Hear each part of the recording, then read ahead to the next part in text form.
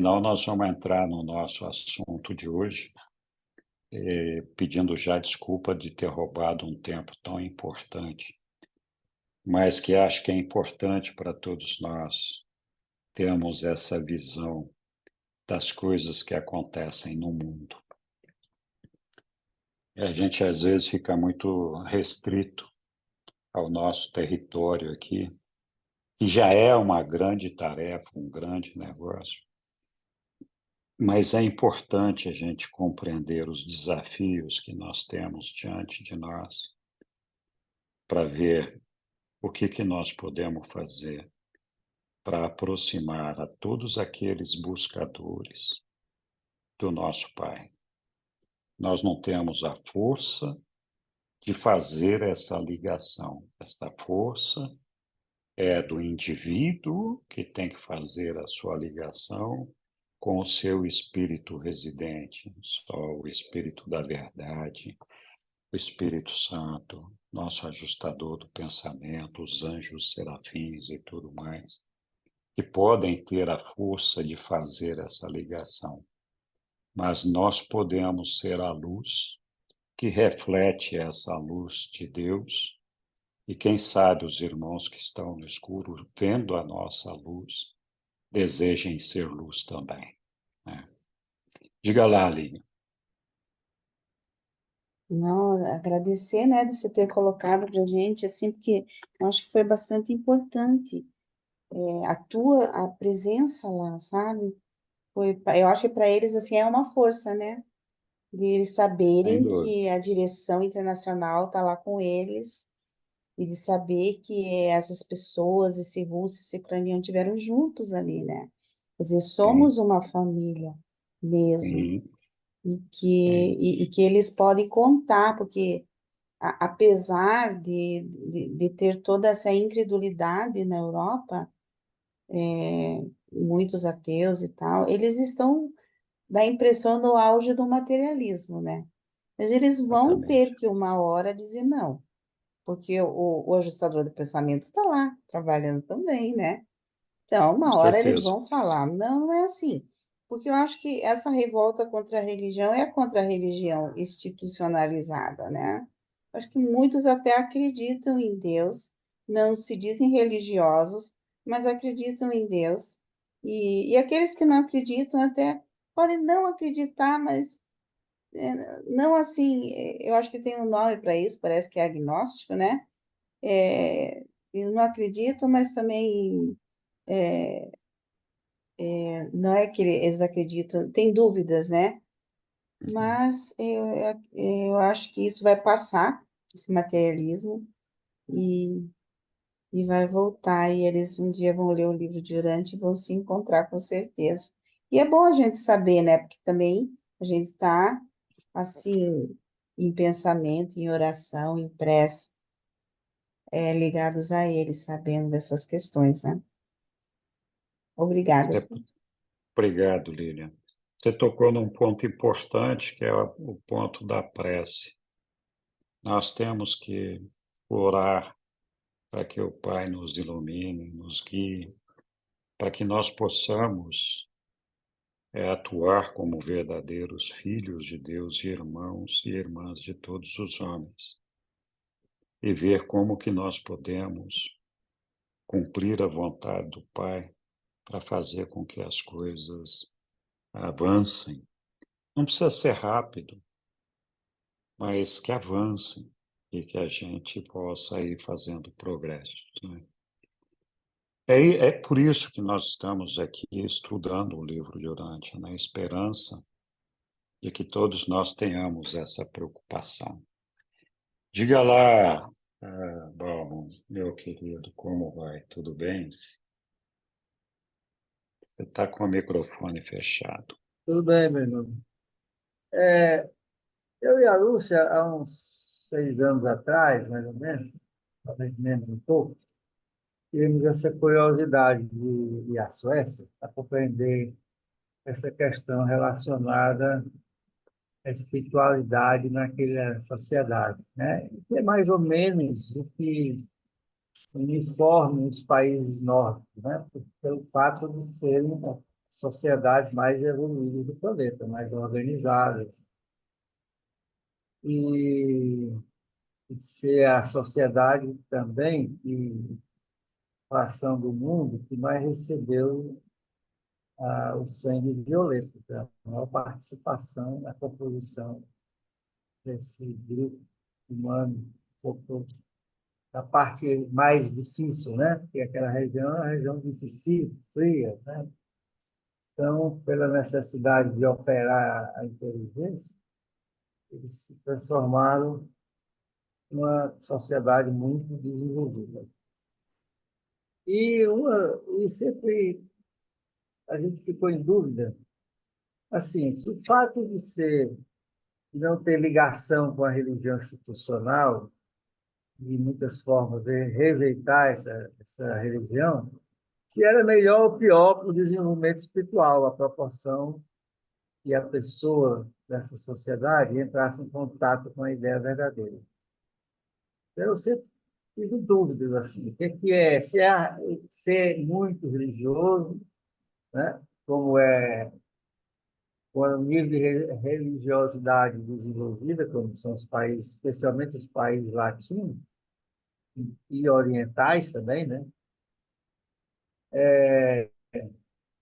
Ou se era melhor ser como uma terra nua, onde, se não era desenvolvida a vegetação, pelo menos tinha condições de receber uma semente pura e essa semente prosperar com mais rapidez, né? Porque não tinha os espinhos, não tinha as ervas daninhas, né? E podia ser um conjunto de figuras que representasse a religião institucional. Porque é evidente que a religião, para mim, hoje, que a religião institucional é um estorvo muito pesado na frente do pesquisador, né? Porque ele não tem uma terra nua, ele tem dentro dele um conjunto de ideias, né?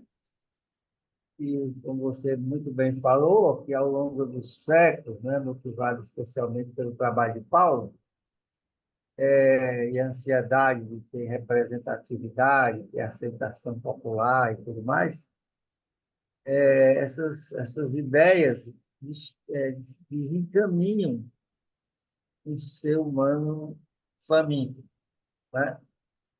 Bem intencionado, sincero, mas a tendência é desencaminhar. Então, eu, sinceramente, não sei se essa realidade hoje dos países nórdicos, nós vimos isso também na Suécia naquela época, nós não fomos nem para hotel, não fomos para nada, nós fomos para uma casa de família, né?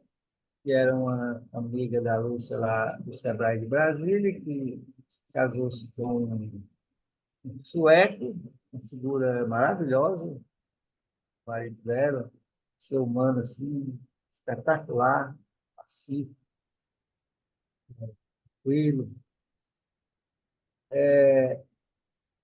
exatamente para que a gente pudesse compreender o dia a dia das coisas, né? Mas realmente isso é verdadeiro. Você não vê as igrejas, você não vê as orações, né? Mas o nível de educação realmente é muito mais avançado.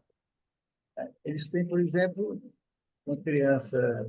Eu visitei uma escola para ver como era a formação, nós visitamos, e a criança, toda a escola sai, já sabe fluentemente inglês, né? Uma escola que estava em formação, estavam estudando japonês, então, eles realmente investem muito nisso. E tem uma coisa muito importante que eu vejo, que a gente percebeu, não tem o filho. Você não vê, a gente imagina que lá você é um país rico, tem as Ferraris, os carrões, não, tudo é o carro lá, o carro simples para viver e transportar, não tem esse consumismo que tem aqui nos países em desenvolvimento, né? Onde a classe média quem tem algum dinheiro tem um consumo altíssimo, né? Ambiciona praticamente tudo. Então, foi uma experiência muito interessante. Eu realmente concordo plenamente com o que vocês viram. E eu ainda hoje não sei se é melhor você ser assim, porque você está cheio de religiosidade que não tem nada a ver com a religião de Jesus.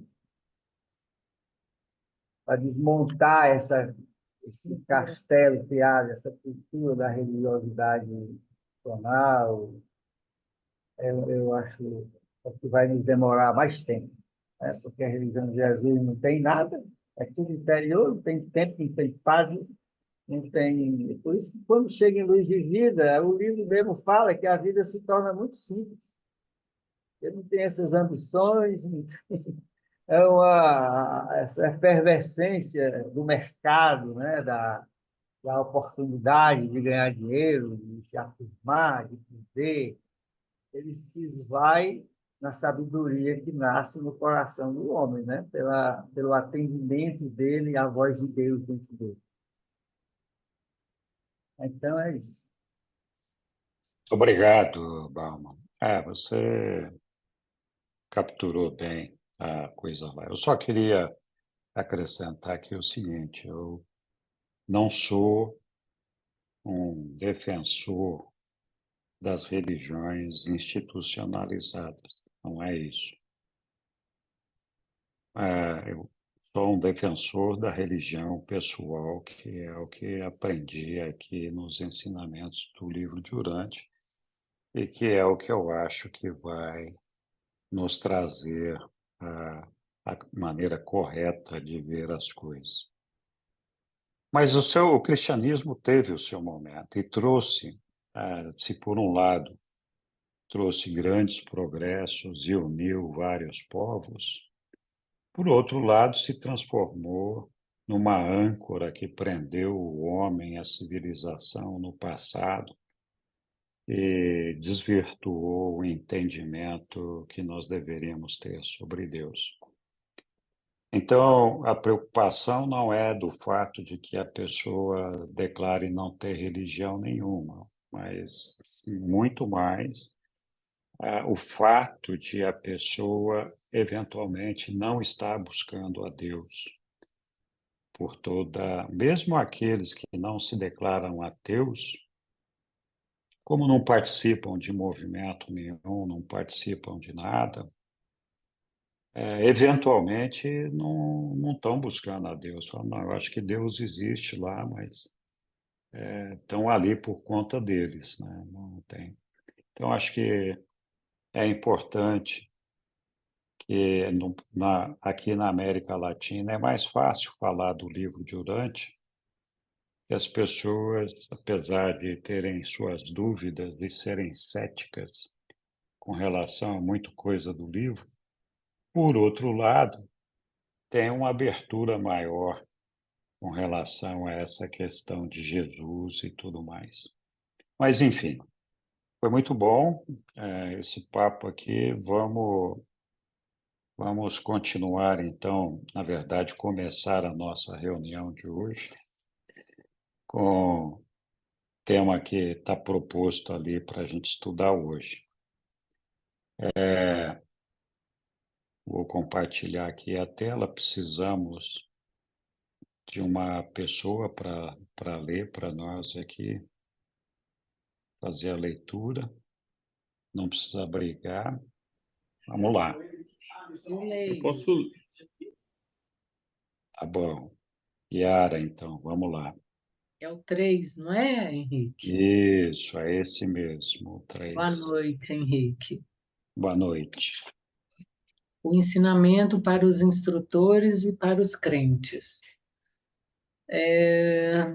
159, 3:1. Em Edrei, onde Tomé e os seus condiscípulos trabalhavam, Jesus passou um dia e uma noite e, no curso da discussão à noite, deu expressão aos princípios que deveriam guiar aqueles que pregam a verdade e que deveriam dar esse estímulo a todos que ensinam o Evangelho do Reino. Resumido e reformulado em uma linguagem moderna, eis o que Jesus ensinou. sempre respeitar a personalidade do homem. Uma causa justa não deveria jamais ser promovida pela força. As vitórias espirituais apenas podem ser ganhas pelo poder espiritual.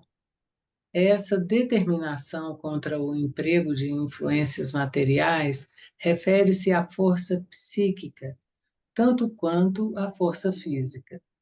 Os argumentos esmagadores e a superioridade mental não devem ser empregados para coagir os homens e as mulheres a abraçar o reino. A mente do homem não deve ser subjugada apenas pelo peso da lógica, nem intimidada pela eloquência astuta. Ainda que a emoção, como um fator para as decisões humanas, não possa ser totalmente eliminada, não deveria ser feito um apelo direto a ela nos ensinamentos dados àqueles que gostariam de avançar na causa do reino. Fazei os vossos apelos diretamente ao Espírito Divino, que reside no interior das mentes dos homens. Não façais apelos ao medo, à piedade, nem a meros sentimentos. Ao fazer apelos aos homens, sede equânimes, exercei o autocontrole e demonstreis uma reserva devida. Demonstrai um respeito oportuno pelas personalidades dos vossos discípulos. Lembrai-vos de que eu disse: Vede, eu estou à porta e bato, e se alguém abri-la, eu entrarei. Ao trazer os... Obrigado por enquanto. Ok. Obrigado por enquanto, Yara. Vamos. Muito lindo esse primeiro tópico aí, primeiro parágrafo. Na verdade, o segundo. Né? Não sei se alguém quer comentar alguma coisa. Estou dando aqui essa pausa para a gente ter oportunidade de discutir isso daí no detalhe, se desejarmos. Então, alguém quer falar assim? Diga, bom.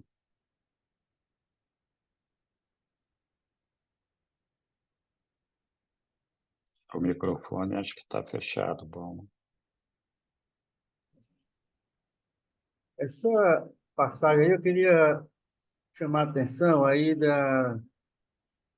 uma dessas parágrafos aí, em que Jesus, tão diretamente, o que eu acho mais importante é isso, tão claro, fazei os vossos apelos diretamente ao Espírito Divino que reside no interior das mentes humanas. Eu acho que esse ensinamento que é repetitivo no livro inteiro, praticamente, né? É, digamos, a mensagem mais clara que realmente está no interior, onde a gente tem que buscar, né? Por que que eu falo, por exemplo, que eu ainda não concluí o que é melhor, se você tem uma religião institucional como preparo para um possível despertar, né? E compreensão disso que Jesus está ensinando aqui, ou se é melhor a pessoa ter uma mente zerada, né? Para poder ter a possibilidade de não ter dentro dele as resistências que existem dentro da alma material dele, que foram colocadas especialmente pela educação dele, onde a religião institucional, normalmente, pelo menos nos países latinos, tem uma contribuição forte nessa formação, né? Então, você vê que a religião institucional é uma religião que lança o homem fora dele, né? Está lá o santo, feito de cerâmica, a imagem de um antropomórfica de Deus, está lá o panteão de santos, né? Ele tem que tirar tudo isso de dentro dele para compreender esse espírito divino que reside no interior do homem, que é o nosso ajustador. Então, essa construção aí leva o homem, muitas vezes, a perder a vida porque não consegue superar isso, né? Evidentemente, se ele for uma pessoa que tem muita fome, né, e tem uma busca persistente, e com o advento do livro Durante, essa questão ficou, para mim, extremamente clara, né? Realmente um farol assim no caminho do homem, que quer se espiritualizar. Então, ele vai ter que jogar tudo isso. Ele vai ultrapassar, né? Mas a dificuldade é muito grande, né? Ele chegar a atender esse ensinamento de Jesus. Então, alimentando essa minha dúvida ainda do que é melhor, eu acho que o melhor mesmo é você ter fome de Deus e trabalhar na construção da sua alma interior a partir do ensinamento dele. Mas é preciso que ele tenha mestria na, na, no domínio da mente dele e, logo, por consequência, ele abra o coração dele a ouvir a voz do ajustador dentro dele, que vai ensinando a ele a construção da nova alma, né? Que, na verdade, é isso. Fazei os vossos apelos diretamente ao Espírito Divino que reside no interior das mentes dos homens. Isso é uma síntese tremenda dessa questão. Era isso que eu queria falar. Muito obrigado, Palma. Oi, Lília. Eu fiquei em dúvida com relação à força psíquica. Não sei, ou se pudesse colocar assim, um entendimento geral, porque ali, e também ele fala assim, eu não sei se está certa essa tradução, não sei a parte do inglês, né? Que ele diz, a mente do homem não deve ser subjugada apenas pelo peso da lógica. Então, eu achei estranho se apenas. Será que a tradução é essa mesmo? Porque daí dá a entender que deveria ser subjugada, e eu não sei se esse é o caso, porque o resto do texto não fala isso, então,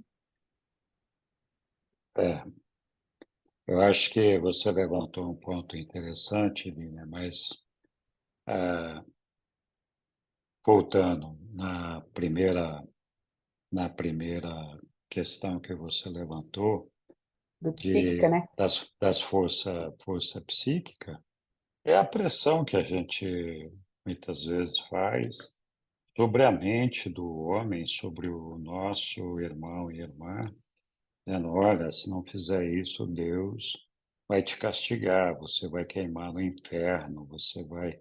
Então, é aquela força de coação, de perversão da mente, no sentido de atemorizar as pessoas, né? E aí a pessoa fica ali, fala, puxa vida, se eu não fizer isso, então eu vou ficar queimando no fogo do inferno o resto da minha vida. Eu não quero que isso aconteça, né?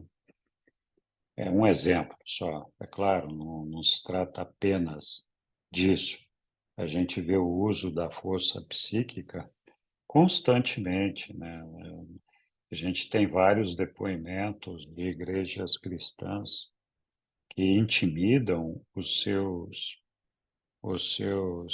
crentes, dizendo: olha, você está possuído, você tem que ser exorcizado. Então, coloca uma pressão psíquica sobre as pessoas que muitas vezes desequilibra essas pessoas, né?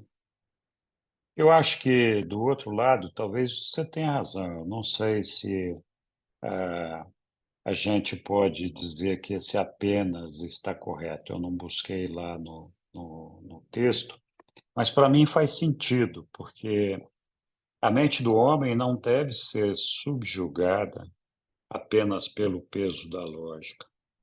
A lógica não é necessariamente ciência, nem poder de argumentação, inclui tudo isso também, mas a lógica é o seguinte: eu existo, o mundo existe. Eu entendo que tem um criador para isso tudo aqui. Isso aqui não saiu do nada. Então, esse é um raciocínio lógico, né? Mas não pode ser a única coisa para levar o homem a concluir sobre a existência de Deus, e muito menos para fazer com que o homem cumpra a vontade do Pai. Então, acho que a religião ela tem uma lógica que é demonstrada na filosofia religiosa, que é a responsável por trazer essa lógica. Fala, bom, se eu existo, se eu sou uma personalidade, alguém me deu essa personalidade. Se esse mundo existe, alguém criou isso, né? É muito difícil para uma pessoa comum qualquer acreditar que o mundo é o resultado de um Big Bang, né? Então, eu acho que essa outra lógica faz parte do nosso processo, mas não é o único, né? E aí, nessa lógica, muitas vezes, ela fica, do meu ponto de vista, comprometida, porque o homem usa do seu conhecimento, da sua superioridade mental, para subjugar os seus semelhantes, né? Então, essa é uma questão real. A gente vê isso acontecendo o tempo todo, nas diferentes igrejas ou religiões. Verdade. O Bauman, você ainda quer falar alguma coisa ou só ficou com a mão levantada? Eu Não, acho eu que só nós fiquei com a mão esquecemos. aberta. Desculpa. Ah, tá bom. Obrigado. Obrigada, Então, Henrique. imagina, obrigado, Lilian. Diga lá, Sussuzinha. Não, eu fui ler no inglês, não tem apenas. Não tem a palavra apenas. Man's mind is not to be crushed by the mere weight of the logical or overread by the shrill eloquence. Não sei que palavra é essa, mas não existe apenas. Existe a mera, né? Que acho que é Uhum. apenas também, né? Eu pus no Google lá, deu mera. Então, Ah, é? então eu acho que o apenas caberia ali um pouco menos, mas o apenas dá uma certa. É como se não tivesse mais coisa além disso. Então, eu acho que, mas não sei se vão arrumar ou não, vão É, a colocar outra Suzana tá palavra aí. aí. É, É, a mente do homem não deve ser esmagada pelo mero peso da lógica ou intimidada é o pela mero eloquência. peso, é. Uhum. O Mero, mero é. parece que é mais light, né? É, do que apenas. De qualquer forma, o que surpreende no apenas aí então, a lógica é importante para o crescimento espiritual do homem. Acho que isso traz mais surpresa do que dizer É, que a gente não pode ficar só limitado a sim, isso. é Não, então, verdade. como assim? Eu tenho que ter uma lógica para acreditar em É, Deus? não, é o que Sim, você falou mesmo, tá certo. É tem, isso mesmo. tem. Acho que é essa a É, interpretação, né? Uhum. é. Muito bem. Ok. Mais alguém? Continuamos aqui. Então, vamos lá. Yara, você está Preciso baixar lendo minha tão mão. bem. Você está lendo tão bem, Yara. Vamos lá. Só um comentário antes de começar aqui a leitura. Chama a atenção também Jesus dizendo aqui, ó, sempre respeitar a personalidade do homem.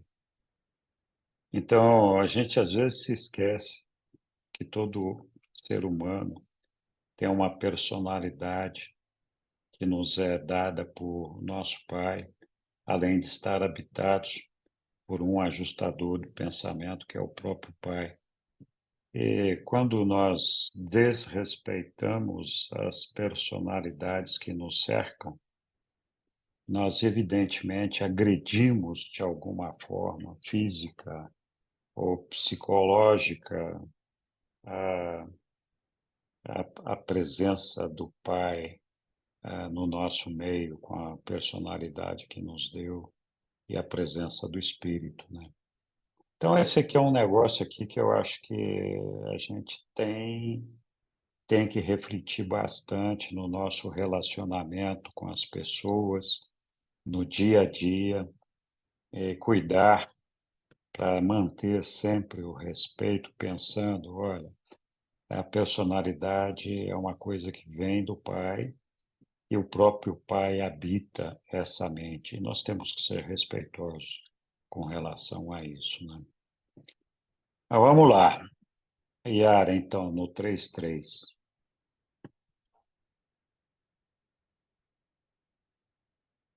Oxe, acho que a Yara caiu, não sei. Não, estou aqui, Henrique. Tá bom, desculpe. Me chamou a atenção essa parte do respeito e eu fiquei refletindo como que, quando a gente consegue respeitar a personalidade humana, né, é possível que esse respeito favoreça a abertura e a receptividade daquele que está sendo respeitado, para que ele não tenha um senso de ameaça. Porque quando nós estamos diante de um senso de ameaça, a gente se fecha, né? E a gente não consegue nem deixar transparecer aquilo que o nosso espírito tem para deixar transparecer. Então, eu achei essa passagem muito delicada e significativa, e, eu tenho refletido muito sobre isso, né? Sobre o que é que a gente pode, então, manifestar. Como que a gente manifesta esse respeito? Porque isso diz da religião de Jesus, né?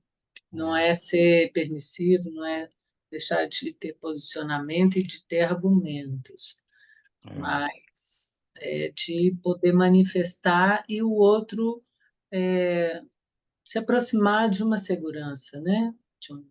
De uma confiança. Isso, E também gostei de Jesus, né?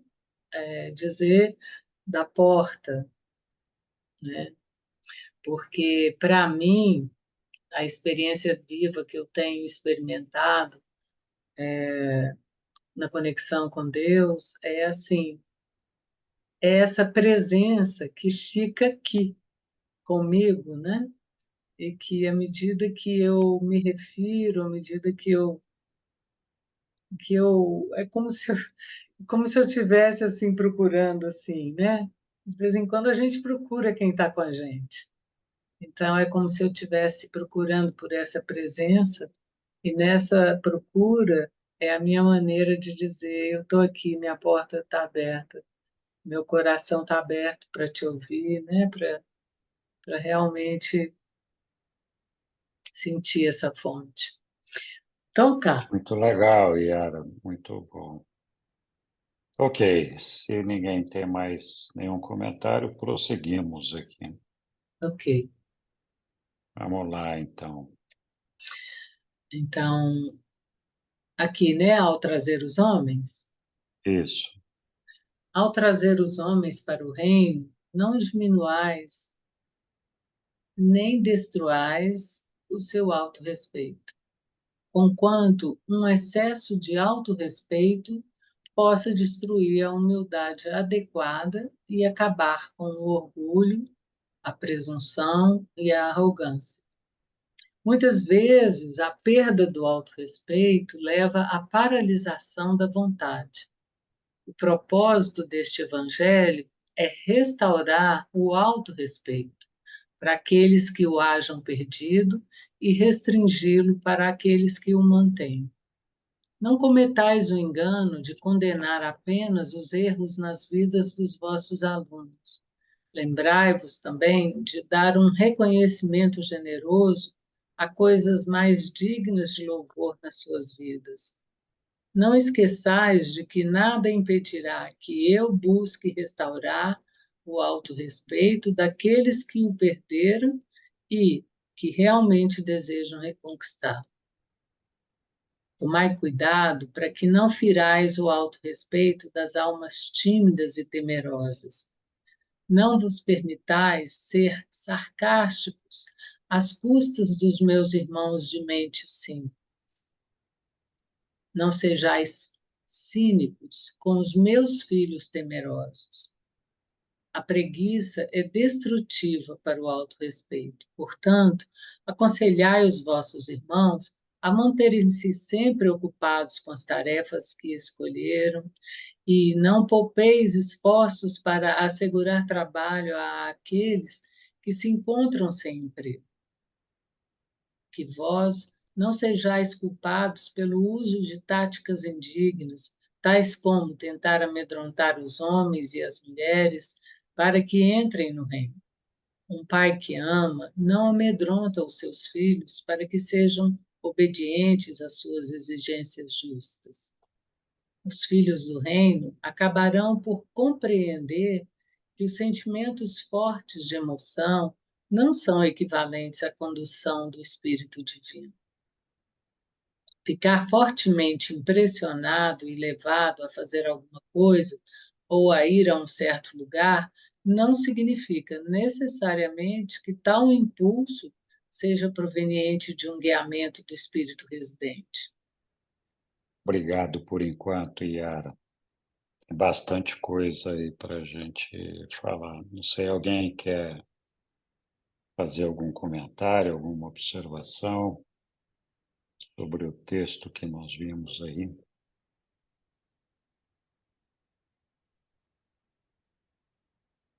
Bom, de uma maneira geral, eu acho que Jesus vai deixando bastante clara a forma que nós temos que conduzir o nosso relacionamento com os nossos irmãos.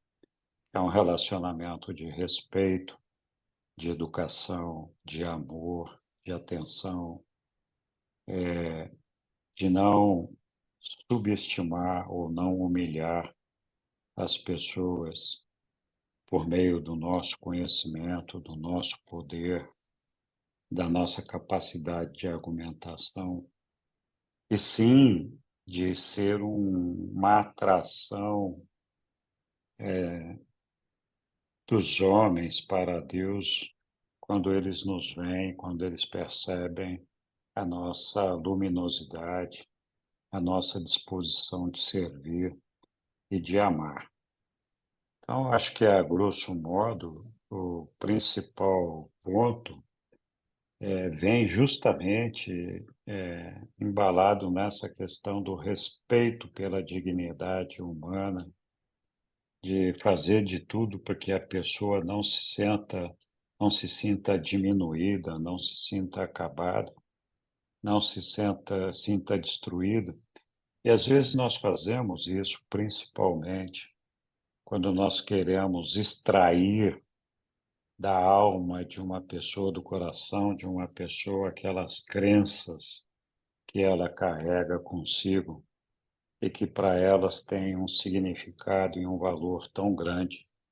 E a gente destrói essa pessoa quando a gente menospreza ou ridiculariza as suas crenças, dizendo que aquela pessoa não sabe nada, etc, etc.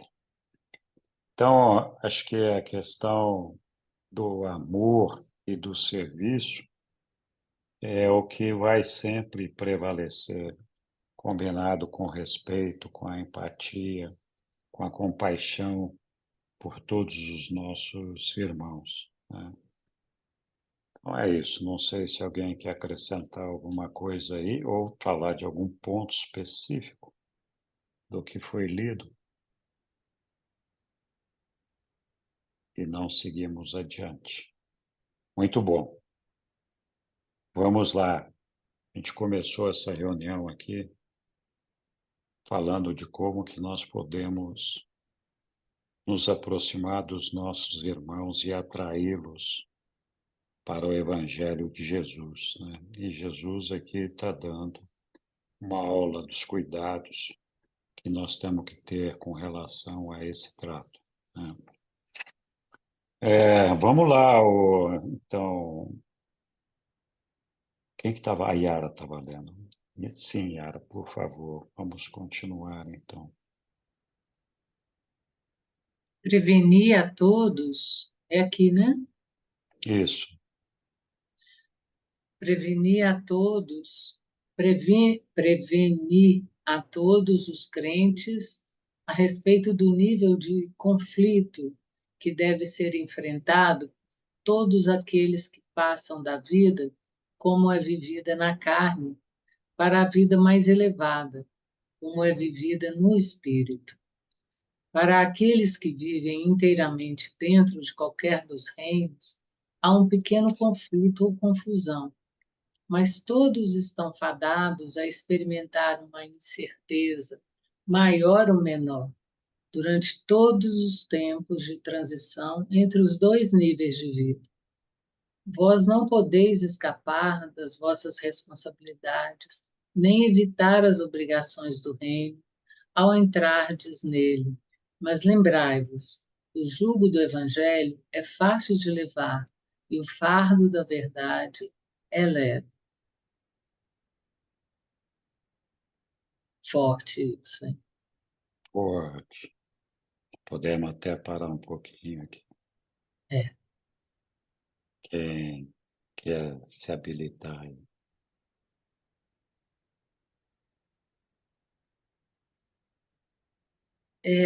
Para mim, assim, é a palavra mesmo, né? Essa coisa do fardo, né? Eu acho que é importante que a gente tem sempre uma ideia de que, uma vez que a gente entrou no reino dos céus, todos os nossos problemas vão desaparecer, né? A gente, algumas vezes brincando, a gente fala, olha, a vida lá nas Morôncias vai ser muito mais fácil do que ela é aqui. Eu acho que ela vai ter desafios diferentes, proporcionais às nossas capacidades em cada um desses níveis. Então, sim, de fato, a nossa vida aqui é uma vida bastante difícil, complexa, e a gente não pode iludir as pessoas de que, não, vem aqui, abraça o caminho de Deus e os seus problemas vão desaparecer, né? Eu, às vezes, vejo,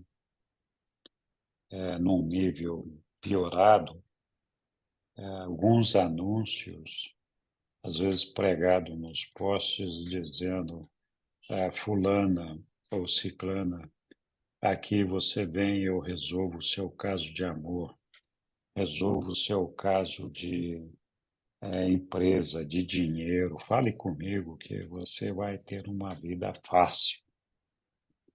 Então, é claro que eu estou entrando, talvez, estou fazendo um golpe baixo aqui, mas isso acontece em todos os níveis. A gente tenta seduzir as pessoas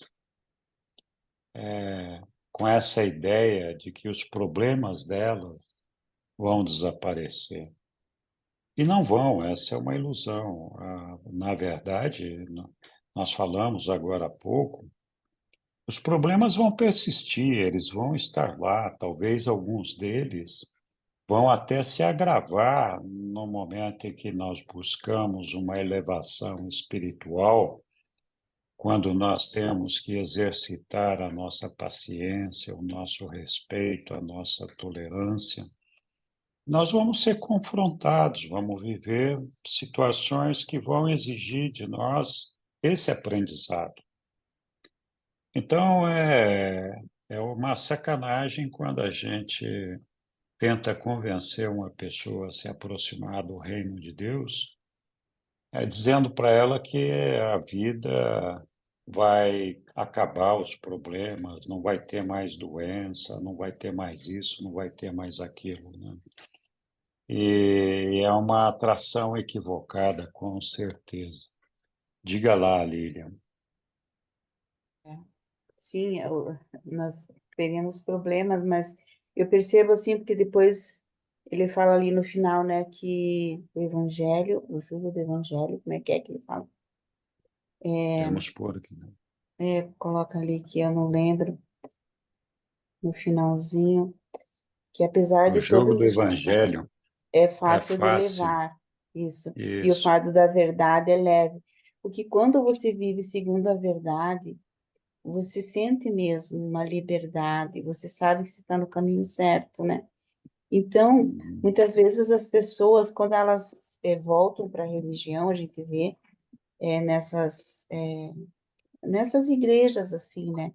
Muitas pessoas são curadas até de dores de cabeça que sentiam, porque estavam agindo incorretamente, né? Agiam incorretamente, não sabiam por que sofriam, e às vezes os sofrimentos são porque as pessoas agem errado, fazem as coisas erradas, e daí e conhecendo a verdade, né? Conhecendo o amor fraterno, porque você veja o próprio perdão. Se a pessoa não perdoa, ela fica com aquela mágoa. E a pessoa com mágoa, ela fica doente. Ela acaba ficando doente até, né? É, e às vezes, até as doenças físicas, elas têm muito, diz que são, como é que fala? Elas têm um fundo psíquico, né? Mental, porque aquela raiva, porque eu ouvi dizer que a mágoa é uma má água.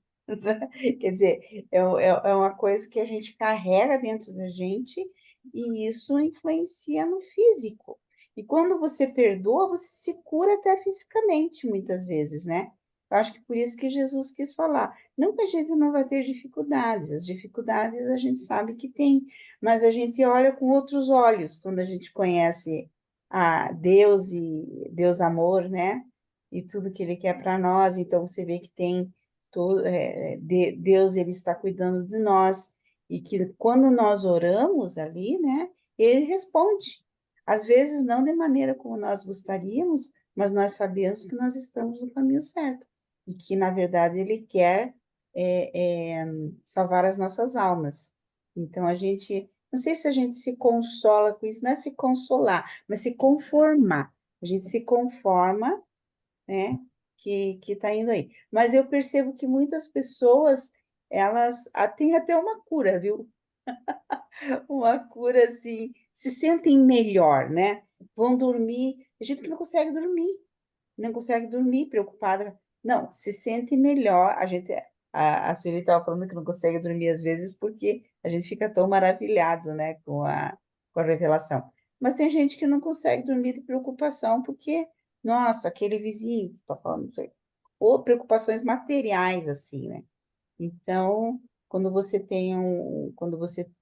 conhece a mensagem, o evangelho, quando você tem uma religião, que no caso é a nossa religião, nossa relação com Deus, a história é outra na vida da pessoa humana, né? Acho que é por isso que ele fala ali do jugo do evangelho ser leve, né? E da verdade, então, da gente encarar a verdade. Não é fácil, mas com a ajuda do ajustador do pensamento a gente consegue. Desculpe, falei demais. Não falou certo, Dina. Muito obrigado. Diga lá, Egli. Acho que é só para completar, assim, bom, eu estou maravilhada com esse tópico, porque é puro ensinamento, cada frasezinha ali dá para refletir, colocar na parede para aplicar na vida, né? É especial, né?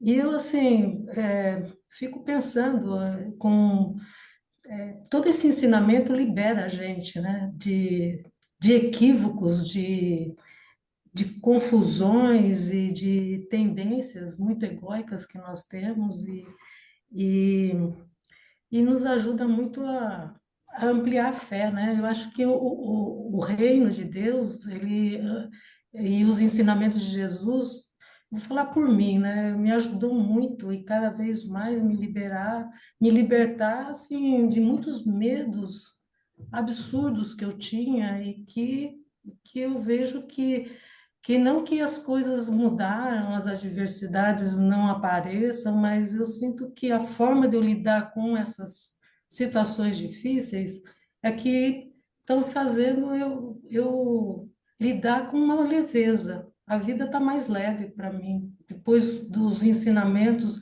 e ainda sempre, né, de estar o livro sendo o meu livro de cabeceira, né? Não que eu não leio outros livros, mas sempre a minha referência é o livro de Urântia. E eu vejo que o quanto que os ensinamentos de Jesus, principalmente, me ajuda a ampliar a fé, que apesar das coisas estarem difíceis, eu não fico preocupada, com tanto medo como eu tinha antes.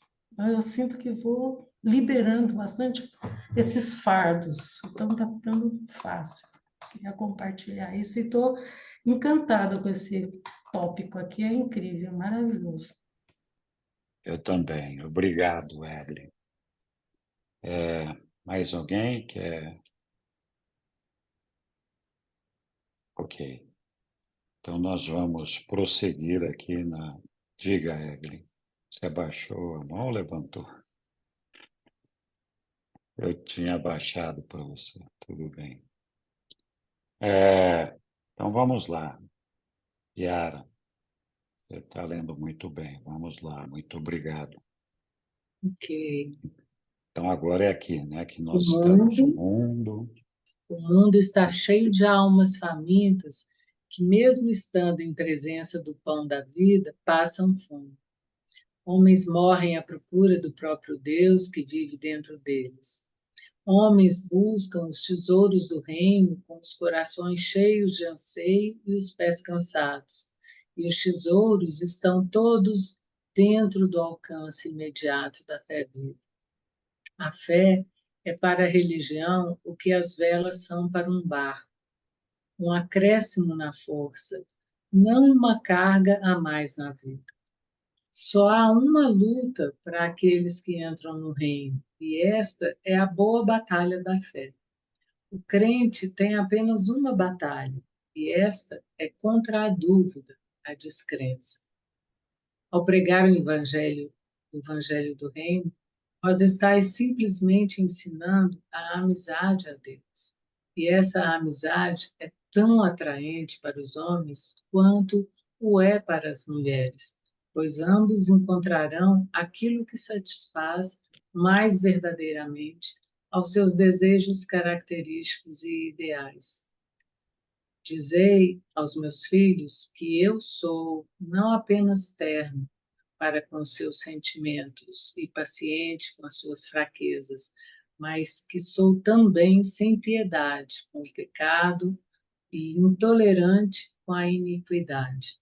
Sou de fato manso e humilde na presença do Pai, mas me torno implacável e inexorável na mesma medida quando há erro deliberado e rebelião pecaminosa contra a vontade do meu Pai no céu. Não Obrigado, evites, Yara. Oxe, Jesus ficou nervoso.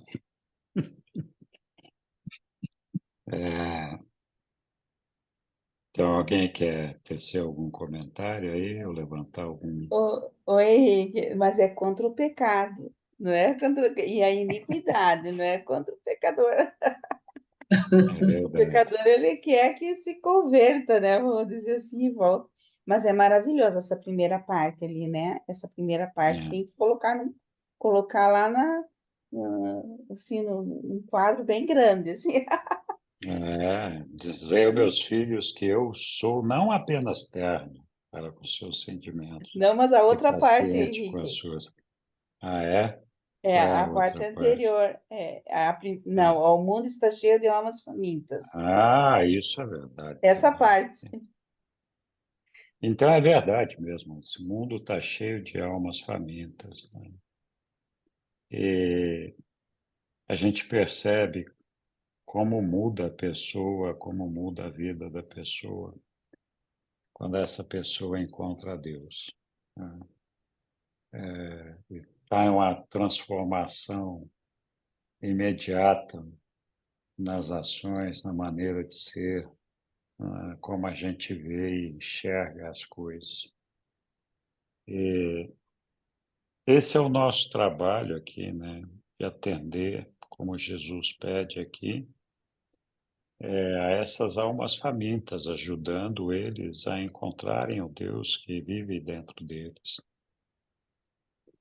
Muito legal mesmo, bem lembrado, Lilian. Mais algum comentário aqui? Alguma...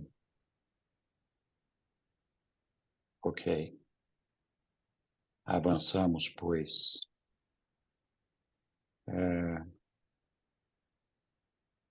Acho que paramos aqui, né? Dizei, meus filhos, que sou não apenas terno, blá, blá, blá, terminamos. Não ireis nunca descrever o vosso mestre. Vamos lá. Como um homem de pesares. As gerações futuras conhecerão também o resplendor do nosso júbilo, a alegria da nossa boa vontade e a inspiração do nosso bom humor. Proclamamos uma mensagem de boas novas, que é contagiante pelo seu poder de transformação. A nossa religião está pulsando com nova vida e novos significados. Aqueles que aceitam esse ensinamento ficam repletos de júbilo e, nos seus corações, são levados a rejubilarem-se ainda mais. Uma felicidade crescente, a experiência contínua para todos aqueles que estão seguros a respeito de Deus. Ensinai todos os crentes a evitar que se apoiem nos esteios inseguros da falsa caridade. Vós não podeis desenvolver um caráter forte a partir da indulgência na autopiedade. Esforçai-vos honestamente para evitar a influência enganosa da mera irmanação na miséria. Estendei a vossa compaixão aos valentes e aos corajosos, ao mesmo tempo evitando dedicar um excesso de piedade àquelas almas covardes que apenas frouxamente se postam diante das provações da vida. Não ofereçais consolo àqueles que caem diante dos próprios problemas sem uma luta. Não dediqueis a vossa compaixão aos vossos semelhantes apenas para que, em retribuição, eles possam simpatizar convosco. Nossa, obrigado, Yara. Forte esse negócio aqui, hein? É. Porque a gente sempre acha que no mundo tem tantas misérias, tanto sofrimento, tanta injustiça, tanto isso, tanto aquilo, e a gente gostaria de resolver a todos esses problemas, né?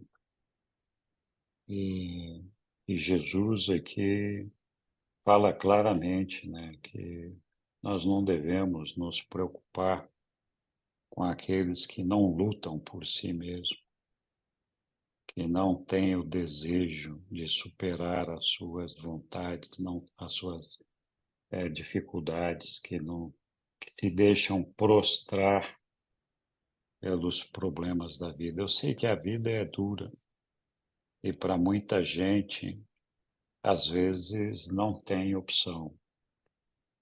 Morar na rua, por exemplo.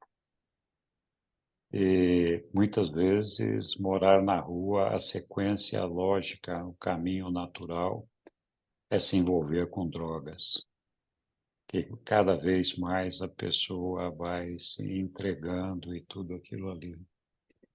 A gente fica com uma pena danada dessas pessoas e gostaria de poder ajudar a todos, né? Mas a bem da verdade é que quando uma pessoa chega nesse estágio, acho que tem muito pouca coisa, muita pouca chance de que a gente possa recuperar uma pessoa assim. É claro, existem exceções, mas a grande maioria não quer nem ser ajudada, só quer poder comer, beber e muitas vezes se drogar, né? Então, achei assim, eu sempre me torturo com essa questão, com esse sentimento em relação a essas pessoas que, de um lado, eu tenho vontade de ajudar, gostaria de ser capaz de terminar com as misérias delas.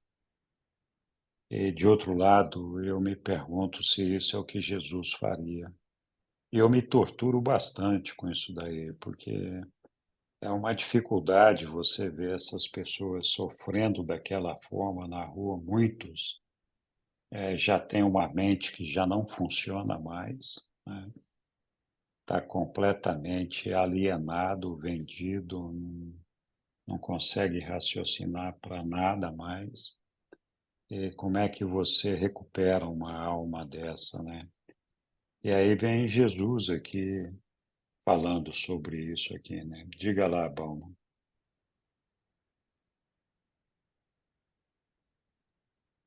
Acho que aí é uma brilhante aula de Jesus, fazendo a diferença entre você ser justo e amoroso e ser paternalista, né? Então, ele manda que a gente tenha piedade de quem está na luta para se desenvolver espiritualmente. E tem uma passagem do Daniels, eu não me lembro qual é o livro, em que Jesus não vê um camarada muito pobre, muito miserável, assim, e o Ganide perguntou a Jesus por que é que ele não foi lá falar com aquele ser humano, dar apoio a ele. Jesus falou para ele que não foi porque não tinha mais ele. Então, ele aqui está mais ou menos, né, com o mesmo conceito.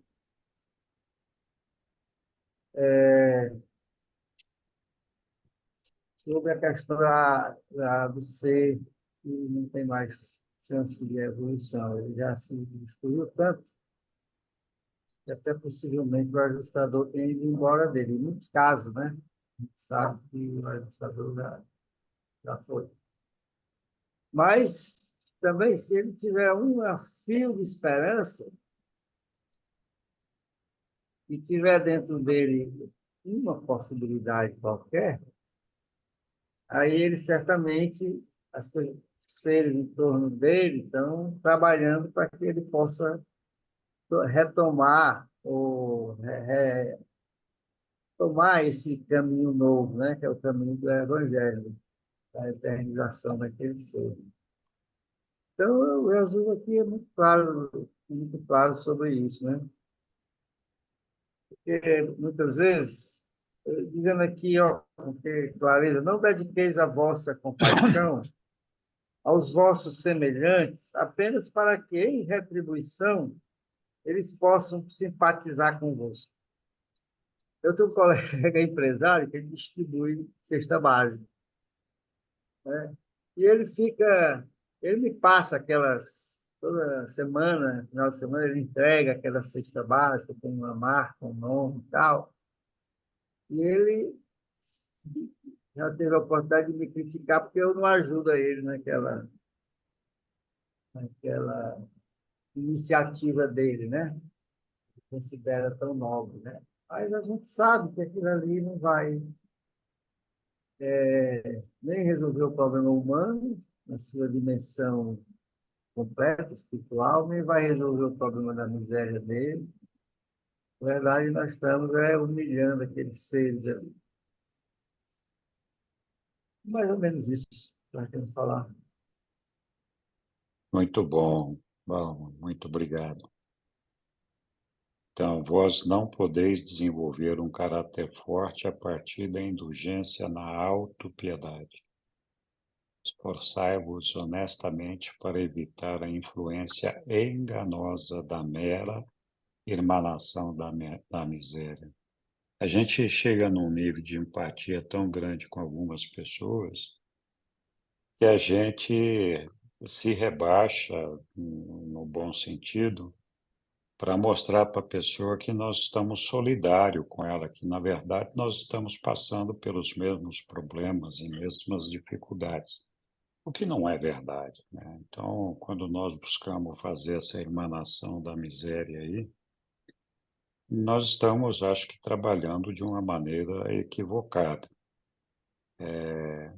Então, não é nivelando por baixo que a gente vai incentivar a uma pessoa a encontrar coragem para buscar níveis mais elevados. Então, estendei a vossa compaixão aos valentes e corajosos. Então, aqui Jesus dizendo para quem nós temos que dedicar a nossa compaixão. E quais são os valentes e os corajosos, né? O que a gente deve entender por isso? Do meu ponto de vista, são aqueles que não entregam a rapadura, que não se deixam vencer pelas dificuldades, têm garra para continuar lutando, continuar brigando por se manter em pé, manter a dignidade. Enfim, acho que esses são os valentes e corajosos. Ao mesmo tempo, evitando dedicar um excesso de piedade àquelas almas covardes, que apenas frouxamente se postam diante das provações da vida. Então, Jesus chama de covarde aqui aqueles que se deixam prostrar diante das provações. É claro, existem exceções e a gente desconhece, só olhando as pessoas, quais são essas exceções. Mas, de uma maneira geral, tem muita gente que se deixa entregar ao vício, entregar à miséria, às dificuldades, à doença, porque já não tem coragem mais de lutar e de mostrar essa dignidade, essa perseverança de superar as dificuldades. Então, mais claro do que isso aqui, não ofereçais consolo àqueles que caem diante dos próprios problemas. Tem uma luta. Não dediqueis a vossa compaixão aos vossos semelhantes apenas para que, em retribuição, eles possam simpatizar convosco. Diga lá, Palma. É. Não, desculpa, eu deixei a mãozinha lá estendida, mas eu não... Ah, tá bom, ok. Lília, então é sua vez. Então, aquela segunda frase ali que me chamou a atenção, sabe? Indulgência na autopiedade. Ali que ele fala, né? Vós não podeis desenvolver um caráter forte a partir da indulgência na autopiedade. Como que Quando a seria? pessoa... Ué, a pessoa, quando tem uma dificuldade, um problema, ela se faz vítima, né? Ela Uhum, se torna uma piedosa dela mesma e fala, ai, tudo acontece comigo, o que que eu vou fazer? Eu não faço mais nada. Então, assim, a pessoa que se deixa levar por um sentimento de autopiedade, na verdade, está entregando a rapadura, né? E uhum, achando que o mundo está contra ela e não que o problema pode estar, a solução pode estar nela mesmo, né? uhum, Então, eu acho que é disso que Jesus está falando, né? Nós temos que ter um certo orgulho, no sentido de sermos lutadores, de saber que nós não nos deixamos entregar. sim, Muitas vezes a pessoa está doente e não tem o que fazer, né? Pode ser uma é, doença mental ou qualquer outra coisa. Então, ela precisa, de fato, de ajuda. Mas a gente conhece pessoas que são, assim, sofredoras compulsivas naturalmente. Ai, tudo acontece comigo. Ai, minha vida é é. um problema. Ah, Ai, não sei o tudo que. dá errado mesmo, né? Tudo dá Parece errado aquele mesmo. desenho do Lip É, Hard, né? é. Que o Hard Eu falava, ai, tá tudo errado, vai dar errado. já entreguei minha Ó vida a vida, ó Deus. azar. Ó vida, pois é. É, Mas tem gente que também disputa, sabe o quê? As desgraças, assim. A é, pessoa às vezes está conversando, ai, porque me aconteceu isso. Ai, mas comigo também, você não sabe, foi pior, É, sabe? e ela não se deixa vencer pelas desgraças, sabe? Você vê isso que a pessoa fica no eu, mim, e comigo É, acontece tudo, e o que acontece com você não é nada, meu Jesus do céu. É. é verdade, bem lembrado, Helder. Oi, Bauman. Eu acho que o extremo desse comportamento é o suicida, né? Suicida é essa fuga ao enfrentamento da vida, né? Então, a angústia é tão grande e o medo é tão grande que ele prefere dar fim à oportunidade dele do que enfrentar e aprender com as dificuldades. Acho que é essa. Tem um detalhe interessante, eu não chequei esse dado, não, mas é interessante. É que há um nível de suicida grande nos países nórdicos. Preciso checar Sim. isso aí. Eu, Isso é verdade, mas tem uma explicação. sim, Ali as pessoas entram frequentemente em depressão motivado pelo clima, porque é um clima desgraçado, não tem sol, não tem luz, não tem flor, não tem cor, não tem vida. É um negócio assim cinza,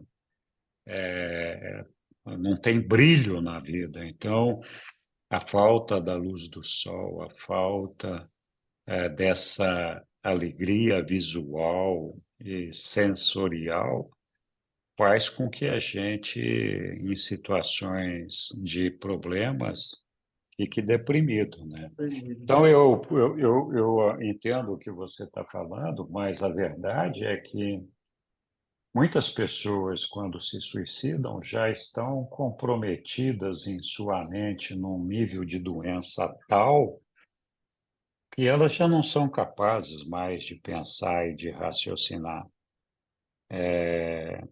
Então, assim, existem situações em que o suicídio é resultado de uma doença mental, como é o caso da depressão profunda.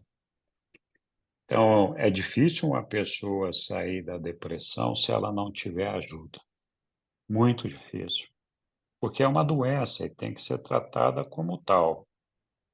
Não estou dizendo que todo suicida é isso. Tem alguns que realmente são covardes e querem fugir dos problemas. Mas tem outras situações, né? Pensa no cara que está lá escalando uma montanha com 2 filhos e de repente solta um pino e fica os 3 pendurados num cabo. E o pai sabe que se ele ficar junto com os 3, vai morrer os 3. Então ele corta o cabo para deixar os filhos viver. Não é uma situação de covardia, pelo contrário, é uma situação de covarde, de coragem. Eu acho que, assim, existem casos, sim, de covardia, onde a pessoa chega a tirar a sua própria vida. Mas existem outras situações que são motivadas por doença, ou por heroísmo, ou por inúmeras outras circunstâncias, que nem sempre nós conseguimos avaliar. Mas é uma preocupação, né? E é legítimo, é legítimo não, é verdadeiro essa ideia de que nos países nórdicos o índice de suicídio é acima da média mundial. Mas a explicação científica está aí. O pessoal passa 8 meses, 9 meses do ano debaixo da neve, sem ver a luz do sol, sem ver.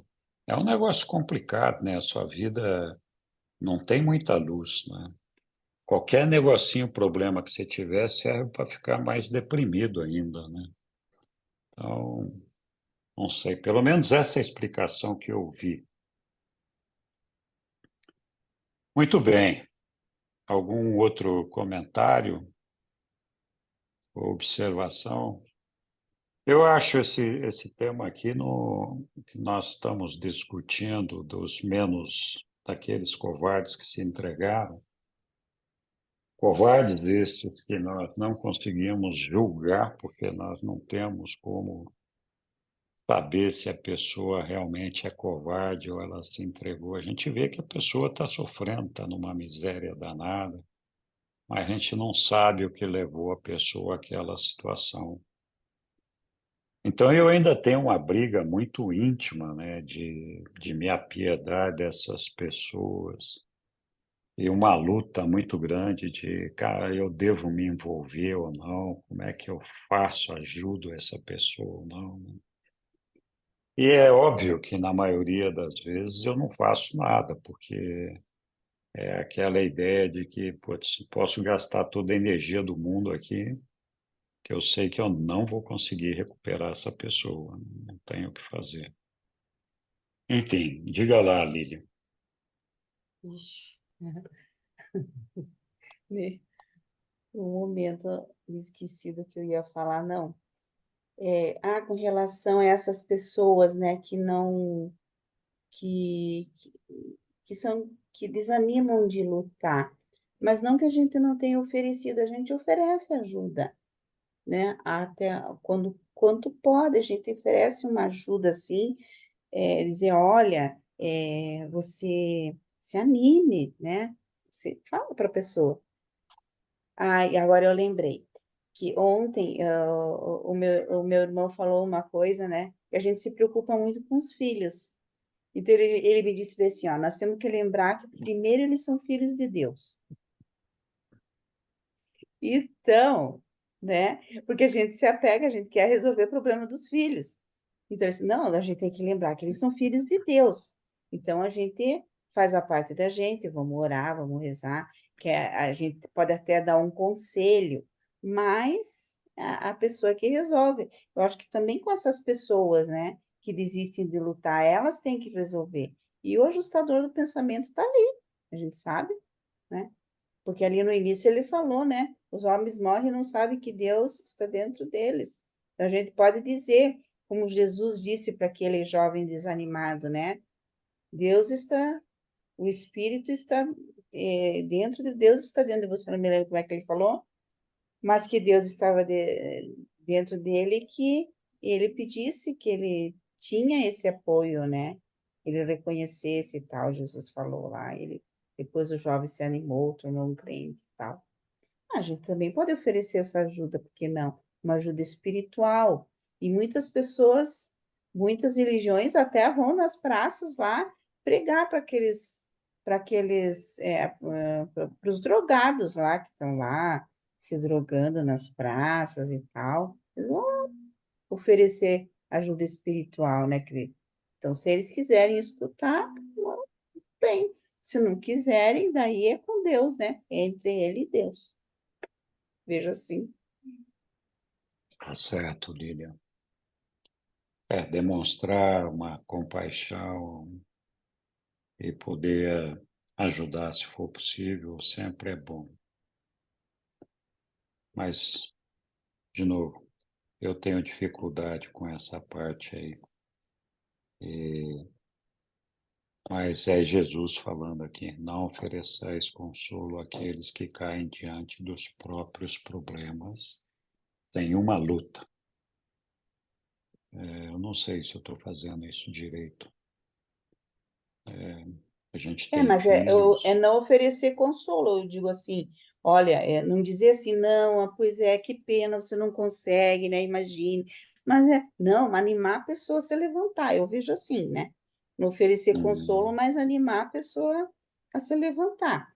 Se ela vai é, acolher aquilo que outra pessoa fala, daí é com ela, né? Faz tá bom. parte. Ok, vamos aqui para talvez o último trechinho da noite. Estamos aqui, ô Yara, você que está. Vamos terminar aqui esse parágrafo 3, né, esse documento 3. Estamos no Ok, 3.12 agora. ok. Quando os meus filhos tornam-se conscientes da segurança da divina presença, essa fé expande a mente, enobrece a alma, reforça a personalidade, aumenta a felicidade, aprofunda a percepção espiritual e realça o poder de amar e ser amado. Ensinai a todos os crentes que aqueles que entram no reino não se tornam, por isso, imunes aos acidentes do tempo, nem às catástrofes ordinárias da natureza. Crer no Evangelho não terminará com os problemas, mas irá assegurar que vós não tereis medo quando os problemas baterem à vossa porta. Se ousardes crer em mim e se de todo o vosso coração continuardes a seguir-me, fazendo isso, vós ireis, com toda a certeza, entrar no caminho que vos levará a dificuldades. Se ousardes crer em mim e se de todo o vosso coração continuardes a seguir-me, fazendo isso, vós ireis com toda certeza entrar no caminho que vos levará a dificuldades. Eu não entendi. Então, aqui está Parece que eu associado. parei. Continua mais um pouquinho. Tá. Eu não vos prometo livrar-vos das águas da adversidade, mas eu vos prometo estar convosco durante todas elas. É É isso. isso aí, né, Sueli? É. Eu estava outro dia pensando, não sei onde eu vi. A fé não significa estar tudo bem. Às vezes a fé significa estar tudo ruim e está tudo bem. É. Terminamos aqui? Isso. Jesus ensinou. Jesus ensinou muito mais a esse grupo de crentes antes que se preparassem para o sono daquela noite. E aqueles que ouviram essas palavras guardaram-nas no coração como um tesouro, e muitas vezes recitaram-nas para a edificação daqueles apóstolos e discípulos que não estiveram presentes quando elas foram pronunciadas. Muito obrigado, Yara. Foi Eu é muito que bom. agradeço.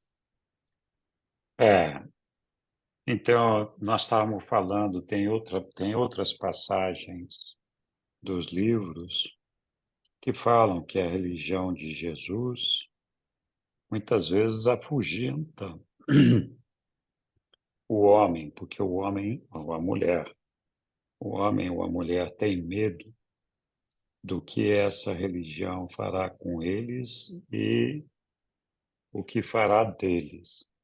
Porque é uma religião que exige responsabilidade, trabalho, dificuldades. A gente vai ter que conviver com situações de tolerância, de paciência, de muitas vezes uma luta persistente para se manter de pé e ajudar os nossos irmãos. Então, não é uma coisa simples. Todo mundo fala, não, vou entrar no reino dos céus e minha vida vai mudar, eu vou ser feliz para sempre. Eu acho que sim, vai alcançar a felicidade, mas os problemas não vão desaparecer, vai continuar. E o conforto é esse, né, de Jesus.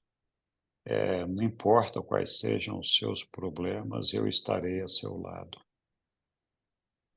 E se a gente acredita nisso, se a gente realmente tem fé e acredita em Jesus com esse poder, se estou com Deus, quem pode estar contra mim, né? Então, essa ideia de enfrentar os problemas com a segurança do amparo, do abraço do nosso Pai. Então, eu acho que é confortador saber que Jesus estará ali conosco o tempo todo, né? Nós muitas vezes discutimos, né, sobre os ensinamentos, sobre os processos, as coisas que nós teríamos que fazer para transformar o nosso mundo num mundo de luz e vida, né? Que supostamente, né? Supostamente não, é o que os reveladores nos dizem. Ali é um mundo perfeito, maravilhoso, todo mundo está feliz, etc., né? Não tem. Então, na verdade, o trabalho de Jesus entre nós foi justamente esse, de dizer o que nós temos que fazer. E é bem simples o que nós temos que fazer. Nós temos que aceitar a nossa filiação ao nosso Pai, reconhecer que Ele é o nosso Pai, e aceitar a irmandade dos homens, reconhecer a irmandade dos homens e mulheres.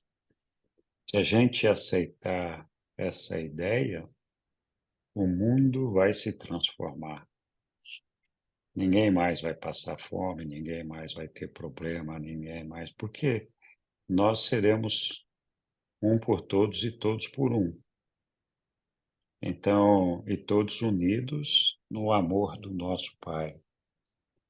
Então, não é a ciência que vai resolver os nossos problemas, as nossas dificuldades, não é a civilização, não é a sociologia, não é a política, não é o dinheiro, não. O que vai resolver a situação da humanidade é o Evangelho de Jesus. É tão simples quanto isso, né? Então, se nós conseguirmos compreender isso, o mundo vai mudar rapidamente. Compreender e aceitar, né? Muito bem, pessoal. Não sei se alguém quer, né, fazer alguma ponderação final aí, mas estamos aqui sobre a hora, 22. Fiquei muito feliz de ver todo mundo aí. Estava com saudade de todo mundo. Obrigado a todos vocês por terem vindo participar conosco mais uma vez. É sempre uma oportunidade de aprendizado grande para mim, para a Sueli, para todos nós, rever todos esses documentos e trocarmos essas ideias. Mas eu proporia que nós pensássemos, né, como um grupo de estudantes que está conhecendo a revelação, pensássemos no que nós podemos fazer no nosso dia a dia para melhorar o mundo, começando a melhorar pelo que está no nosso entorno. E acho que o caminho é de amor e de serviço a todas as pessoas que nos cercam. Se a gente conseguir fazer isso, podem ter certeza, o mundo vai mudar.